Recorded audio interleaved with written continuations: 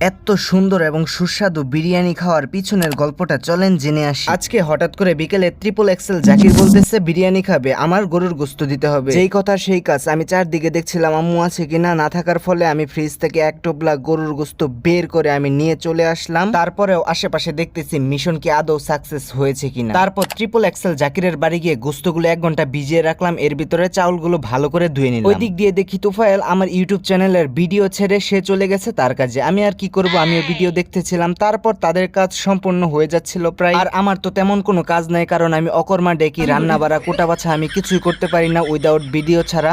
তারপর দেখলাম এত সুন্দর একটা গ্রান আসছে, ঘরের ভিতর আর বসে থাকতে পারলাম না। তারপর খাদকগুলোকে জিজ্ঞেস করলাম এবং আমার জিভটাও হঠাৎ করে নাড়া দিয়ে উঠছিল এত সুন্দর সুন্দর সুস্বাদু খাবার দেখে।